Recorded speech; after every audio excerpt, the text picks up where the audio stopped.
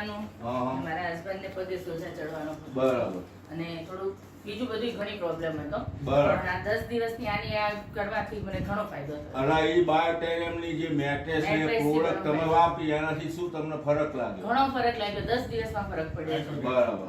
અને તમને પોતાને એવું લાગ્યું હા, મને મને રિઝલ્ટ પોતાને મળ્યું છે? result હા, તો લોકોના વિશે તમે શું મેસેજ આપવા માંગો? આ મેટ્રેસ કાયમ માટે ઉપયોગ કરવા જેવી છે, સારી છે, અને ઘર યુઝ કરવા જેવી છે કાયમ માટે. બરાબર.